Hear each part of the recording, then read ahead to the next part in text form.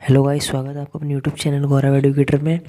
दोस्तों, आज का हमारा टॉपिक होने वाला है फर्स्ट कोल्ड वॉर, यानी प्रथम विश्व युद्ध में जापान की भूमिका, या प्रथम विश्व युद्ध के क्या क्या कारण रहे थे और प्रथम विश्व युद्ध क्यों हुआ था, यानी फर्स्ट कोल्ड वॉर क्यों हुआ था।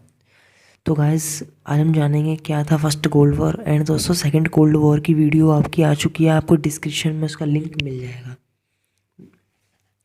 दोस्तों, सबसे पहले हम जानेंगे प्रथम विश्व युद्ध, जो कि 1914 से 1918 तक चला था, में जापान की क्या भूमिका रही थी और इसमें क्या क्या हुआ था, ये किस कारण से हुआ था।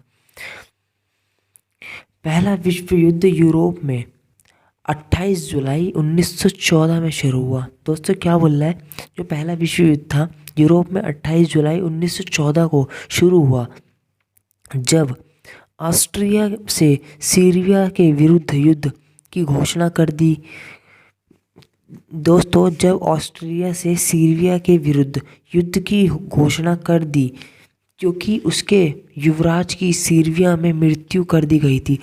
दोस्तों, फर्स्ट कोल्ड वॉर में क्या हुआ था, ऑस्ट्रिया था ना, उसने सीरिया के विरुद्ध युद्ध की घोषणा कर दी थी, क्योंकि जो ऑस्ट्रिया का युवराज था ना, उसकी सीरिया में क्या कर दी गई थी, मृत्यु कर दी गई थी।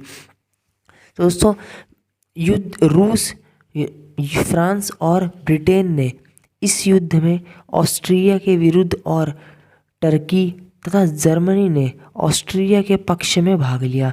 दोस्तों, फ्रांस और ब्रिटेन ने तो ऑस्ट्रिया के विरुद्ध थे, और टर्की और जर्मनी क्या थे, ऑस्ट्रिया के पक्ष में थे।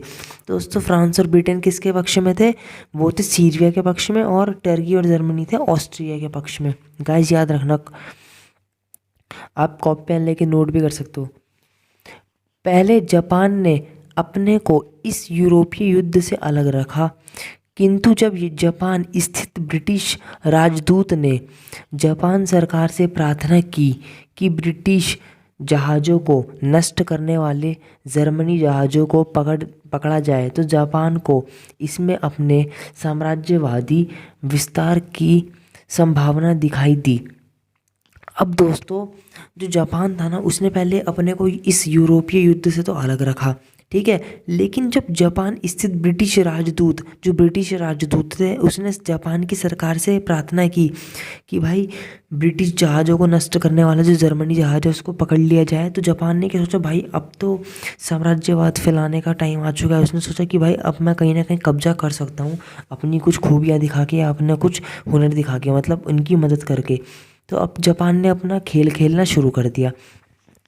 इस प्रकार 23 अगस्त 1914 को जापान ने भी जर्मनी के विरुद्ध युद्ध की घोषणा कर दी। देखा दोस्तों, मैंने कहा था ना, उसने भी खेल खेलना शुरू कर दिया। जर्मनी अड्डे कियाचू, ये देखो कियाचू पर अधिकार कर लिया। अब दोस्तों, जो जापान था उसने जर्मनी अड्डा कियाचू पर अधिकार कर लिया, मतलब कब्जा कर लिया। जापान ने मार्शल और करोलिन द्वीपों तथा अन्य क्षेत्रों पर भी अधिकार कर लिया। इस प्रकार जब यूरोपीय शक्तियाँ आपस में लड़ रही थी, तो जापान ने एशिया में साम्राज्य का विस्तार किया। अब दोस्तों, मतलब जब ना यूरोपीय शक्तियाँ आपस में लड़ रही थी ना, तो जापान ने क्या फ़ायदा उठाया, उसने आपस में ही अपना साम्राज्य फैलाने की कोशिश करी, हर जगह कब्जा कर रहा होता, धीरे धीरे कब्जा कर रहा था। ओके दोस्तों, जैसे उसने जर्मनी में कियाचू पे करा, क्रोदिन द्वीप मार्शल पे करा, इन जगहों पे इनने लगभग कब्जा कर लिया था, एशिया में साम्राज्य पूरा फैला लिया था इसने लगभग। अब दोस्तों, जापानी अर्थव्यवस्था के लिए युद्ध एक वरदान साबित हुआ। बिल्कुल सही बात है, जो जापान था उसकी अर्थव्यवस्था, मतलब अर्थव्यवस्था क्या होती है, मतलब कि यार जैसे जैसे इंडिया की अर्थव्यवस्था कैसी है, जापान की अर्थव्यवस्था कैसी है, मतलब बताता है कि भाई क्या बजट है। तो उसकी अर्थव्यवस्था पहले बहुत लो थी, मतलब पैसों की कमी, तंगी रहना, व्यापार ना रहना, कुछ भी हो सकता है, अर्थव्यवस्था में कुछ भी आ सकता है, ठीक है। तो दोस्तों, इसमें बोला कि जापान की अर्थव्यवस्था ना एक एक एक वरदान साबित हुई थी युद्ध, मतलब कि भाई युद्ध के टाइम उसने अपनी अर्थव्यवस्था को ऐसे फैला लिया कि मान के चलो, मतलब क्या हो गया होगा, एक गिफ्ट की तरह उसने हर जगह अधिकार कर लिए। उसने भाई साहब अपनी सेना भेजी और लोगों से मनमानी पैसा ऐंठा, तो क्या वो उसकी अर्थव्यवस्था काफ़ी बढ़ गई, मतलब अच्छी हो गई थी।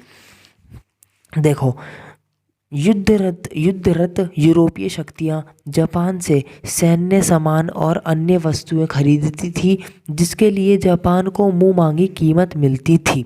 मैंने दोस्तों कहा था ना, वो अपनी सेना बेचता था और पैसे काफ़ी, अर्थव्यवस्था उसकी काफ़ी अच्छी होती थी, मुंह मांगी कीमत मांगता था। अब दोस्तों जो यूरोपीय शक्तियाँ थी ना, वो जापान से क्या करती थी भाई साहब, सैन्य शक्तियाँ और अन्य हथियार वस्तु लेती थी। तो भाई जापान क्या करता था, इस टाइम युद्ध का माहौल है, जापान को पता है भाई अब तो दूंगा तो पैसा तो मनमानी मिलेगा ही, तो अपनी मुंह मांगी जो कीमत मांगता था उसको यूरोपीय शक्तियों को उसको देनी पड़ती थी। अब दोस्तों इससे जापान की अर्थव्यवस्था सबल यानी मजबूत हो गई। शंतुंग स्थित सभी जर्मनी हितों पर अधिकार करके जापान क्षेत्रीय रूप से शक्तिशाली हो गया। अब दोस्तों जब जापान ने ऐसी जगहों पे कब्जा कर लिया, कई जर्मनी हितों पर बहुत जगहों पे कब्जा कर लिया धीरे धीरे, अब क्या हुआ, अब वो धीरे धीरे उसकी जब कब्जा करा तो उसने क्या हुआ, उसकी शक्तिशाली क्षेत्रीय रूप बढ़ा, मतलब उसने हर क्षेत्र पे कब्जा कर लिया, तो क्या हुआ, उसकी शक्ति और बढ़ गई, जहाँ जहाँ कब्जा हुआ वहाँ वहाँ शक्तियाँ बढ़ गई। अब देखा नहीं तो राजा महाराजा यही तो करते थे, अपना साम्राज्य फैलाते थे, क्यों फैलाते थे, शक्तियों के लिए, भाई हमारी शक्ति कहाँ तक फैलेगी, वैसे ही जापान ने किया। कह सकते हैं कि जापान राजनीति एवं आर्थिक दोनों ही रूपों में प्रथम विश्व युद्ध के दौरान शक्तिशाली बन गया। अब दोस्तों इसमें जापान की यही भूमिका बताई गई है फर्स्ट कोल्ड वॉर में, कि जापान भाई साहब कैसे शक्तिशाली बना, उसकी क्या भूमिका थी। तो गाइस इस वीडियो में इतना ही कि जापान की ये भूमिका थी, जब फर्स्ट कोल्ड वॉर हुआ उसने यूरोपियों को अपनी सेना सैनिक सब बेचा, काफ़ी उनकी मदद करी, और जिनसे मुंह मांगा उसने पैसा ऐठा या पैसा मांगा। तो गाइस उम्मीद है कि आपको वीडियो पूरा समझ में आया होगा कि फर्स्ट कोल्ड वॉर में जापान की क्या भूमिका थी, एंड सेकेंड कोल्ड वॉर में जापान की क्या भूमिका थी, क्या कारण थे, वो आपको डिस्क्रिप्शन में लिंक मिल जाएगा, आप वीडियो पे जाके क्लिक करके देख सकते हो। एंड आपको वीडियो पसंद है तो लाइक शेयर एंड सब्सक्राइब करके बेल आइकन प्रेस जरूर कर देना, जिससे आने वाली वीडियो की नोटिफिकेशन आपको टाइम टू टाइम मिलती रहे। चलिए तो मिलते हैं अगली वीडियो के साथ, तब तक के लिए जय हिंद, जय भारत।